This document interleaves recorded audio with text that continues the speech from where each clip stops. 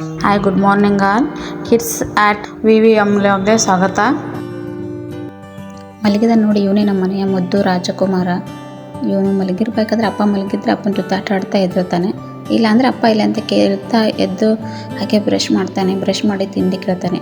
ಅವ್ನು ತಿಂಡಿ ಕೇಳೋ ಮುಂಚೆನೇ ನಾನೆಲ್ಲ ರೆಡಿ ಮಾಡಿ ಇಟ್ಬಿಟ್ಟಿರ್ತೀನಿ. ತಿಂಡಿ ತಿಂತಾನೆ. ನಮ್ಮ ಮನೇಲಿ ಏನಾದರೂ ಆನ್ಲೈನ್ ಆರ್ಡ್ರಸ್ ಮಾಡಿದರೆ ಫಸ್ಟ್ ಓಪನ್ ಮಾಡಿ ನೋಡೋದು ಇವನೇ. ಅವನಿಗೆ ಅನ್ಕೊಂಡ್ಬಿಟ್ಟು ಓಪನ್ ಮಾಡಿ ನೋಡ್ತಾ ಇರ್ತಾನೆ. ಅವನಿಗೆ ಅಂತ ಗೊತ್ತಾದ ತಕ್ಷಣ ಥ್ಯಾಂಕ್ ಯು ಅಮ್ಮ ಅಂತ ಹೇಳ್ತಾನೆ.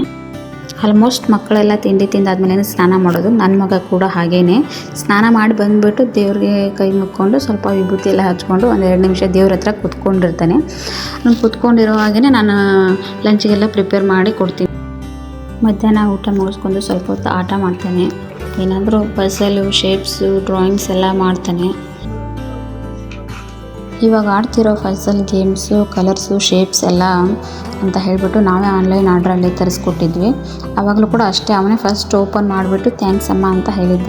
ಅದನ್ನು ದಿನಕ್ಕೆ ಒಂದು ಟೈಮ್ ಆದರೂ ಅವನು ಆಡ್ತಾನೆ. ವೀಕ್ಲಿ ಒನ್ಸ್ ಅವ್ರ ಅಪ್ಪನಿಗೆ ರಜೆ ಇರುತ್ತೆ. ಅವ್ರ ಅಪ್ಪ ರಜೆ ಇರಬೇಕಾದ್ರೆ ಅವ್ನು ಮಾರ್ನಿಂಗಲ್ಲೇ ಕೇಳೋದು, ಪಪ್ಪ ಇವತ್ತು ಹಾಲಿಡೇನಾ ಅಂತ. ಅದೇ ಥರ ಇವತ್ತು ಕೂಡ ರಜೆ ಇತ್ತು. ಹಾಗಾಗಿ ಅವರು ಅವನ್ನ ಔಟ್ಸೈಡ್ ಕರ್ಕೊಂಡು ಹೋಗಿದ್ದರು. ಅಲ್ಲಿ ಚಿಕನ್ ಪಾಪ್ಕಾರ್ನ್ ಅಂತ ತೊಗೋಬೇಕಂತ ಆಸೆ ಪಟ್ಟನಂತೆ. ಅದನ್ನು ತೊಗೊಂಡು ಬರೋಣ ಅಂತ ಹೇಳಿ ಹೋಗಿದ್ದರು. ಅಲ್ಲಿ ತೊಗೊಂಡು ಕೂತ್ಕೊಂಡು ತಿಂದು ಸ್ವಲ್ಪ ಪಾರ್ಸಲ್ ಕೂಡ ತಂದಿದ್ದ.